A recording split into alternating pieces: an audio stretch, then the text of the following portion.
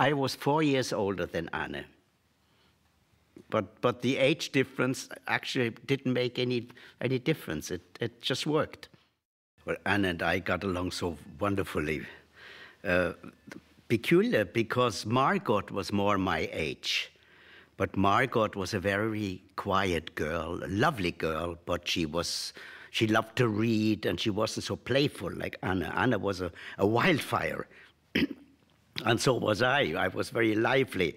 So we got along wonderfully. Anna always, she knew what to play. She had ideas. She was lively. She was cute. And so I got along with her wonderfully.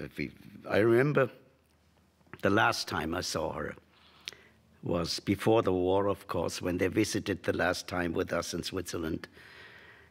We were playing in our grandmother's apartment. And I had a puppet theater, and I played something for her. And then she played something for me. I had a crocodile and a grandmother, you know, on a Jack-in-the-Box. And, of course, the crocodile wanted to eat up grandmother, and the Jack-in-the-Box killed the crocodile, and she loved it, you know. And then she had the idea, I remember then she had the idea, she always loved theater.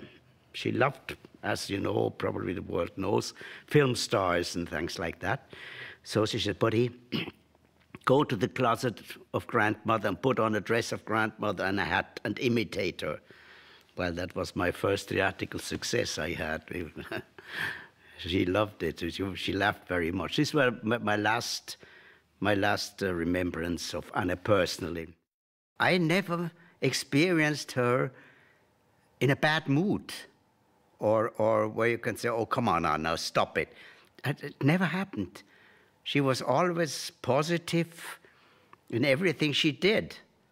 I'm sure in the hideout there were many moments, many days where she was subdued or sad or angry, of course.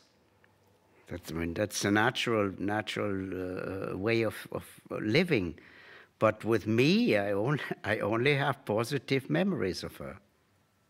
Margot was a highly intelligent girl. I mean, Anna was intelligent too, but Margot was always first in school. She was brilliant, and she was studying.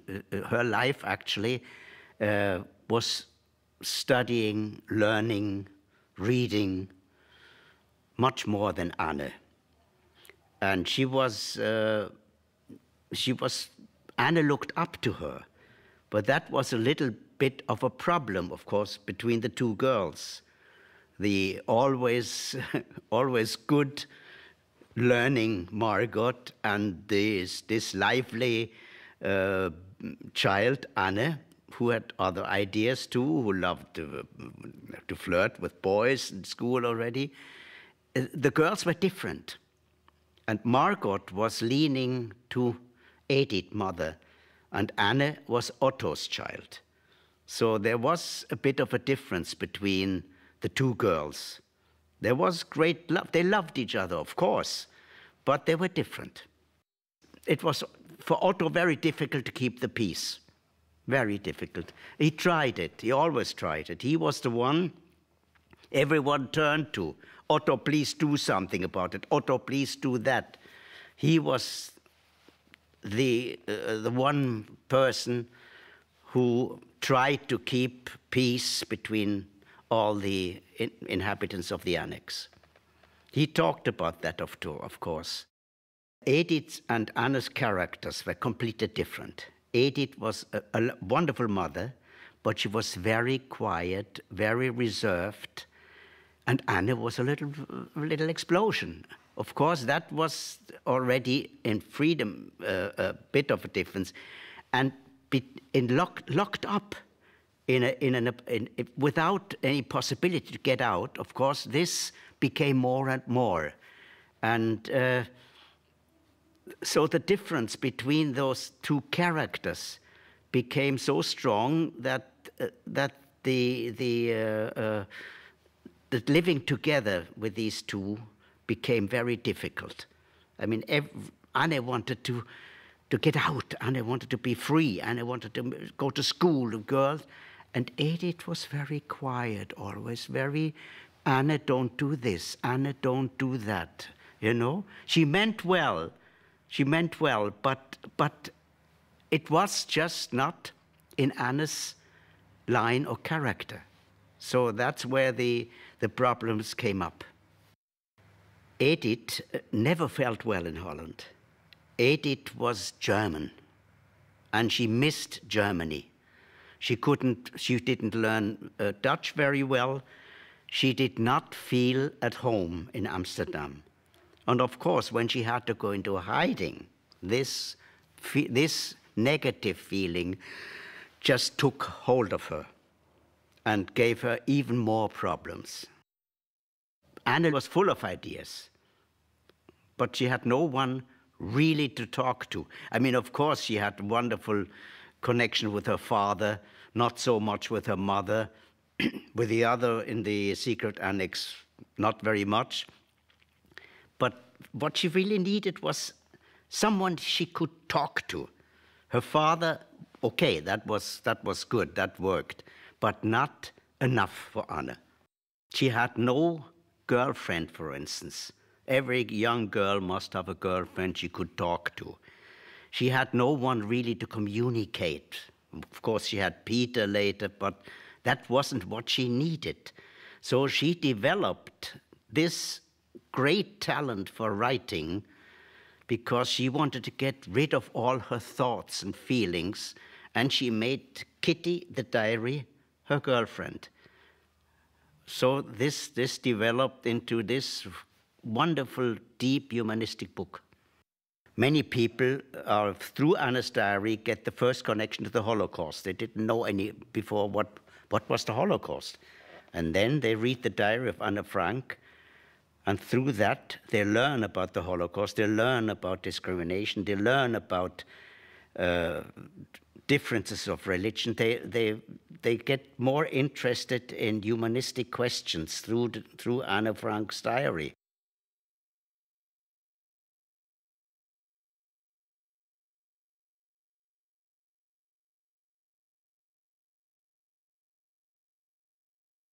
After Otto returned back to Europe, he arrived there again June 3rd in Amsterdam. And he arrived alone. And on the way back, he had heard from an eyewitness that Edith, his wife, had perished in Auschwitz. She just stopped eating the little bread she received. She stopped eating it because she wanted to save it for the children if they would come back. They had been transported to Bergen-Belsen. And that was the most terrible thing for Edith.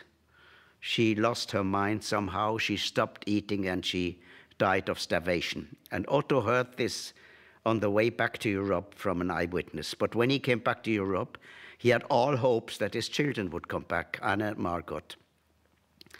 And for 1 month, he was going to the train station, asking people that came back from the East, have you seen my children? Does anyone know about my children?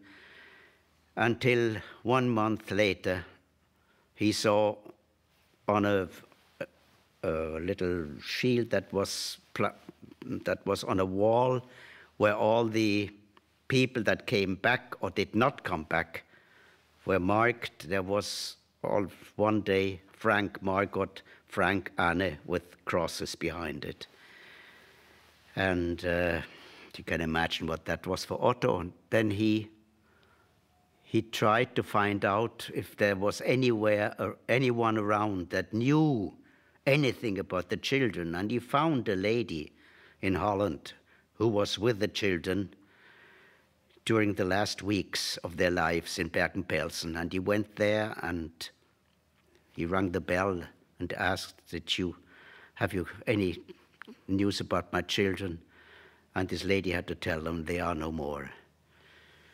And this lady later on sent him an eyewitness report about the last days of Anna and Margot.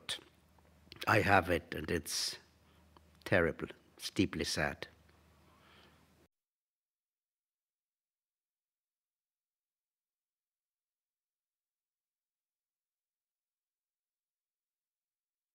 Otto didn't want to publish it. He said, no, why? This is the intimate diary of my child, and who could be interested in it? But then he gave the diary to several of his friends, and they all said, Otto, this has to be published. This is a document that has to be published. And then he remembered Anna's dream. Anna's dream was that something she had written would maybe sometime, somewhere be published. And then he said, okay, I'll have it, I'll see that it gets published. It was tremendously difficult. He didn't find a publisher that was ready to, all the publishers said, a book about the war, no, we're not interested. Until one day, a Dutch historian, name of Romein, has read the diary, and he wrote an article in the biggest Dutch newspaper, Het Parool, and then a publisher came forward and said, okay, I'm interested, but please, not all of it, just excerpts. And then poor Otto had to put it together, the first version of the diary, had to put it together, what would be interesting. He had to eliminate quite a few things. He wanted to eliminate a few things. So that was the first version of the diary, but now, of course, we have the second version where 30% more is in it. Otto made the first translation of the diary for us in Basel in Switzerland into German. And that's where I read, but we all in the family in Basel read it for the first time. And you can imagine I was just as stunned as Otto was. Otto always said I didn't know my daughter until I read her diary. And it was the same with me. I couldn't recognize Anna anymore. Of course, I saw still Anna in it. I mean, her humor, what she writes sometimes, I could see Anna. But on the whole, I mean, the whole book, everything was a new Anna to me. Her humanistic thinking. I mean, for a child to write about that there is always enough money for arms, but never enough for the arts and the poor, where she writes about the strength of men, and nobody writes about the strength of women, what they have to go through. Her deep thoughts were not the thoughts of the child that I knew. They were the thoughts of a grown-up writer. It was the most important thing in Otto's life after Auschwitz. Absolute the most important thing. He published the diary, and he saw what the diary means, especially for young people, and it became his main object in life to further humanistic ideas in the name of his daughter Anne Frank.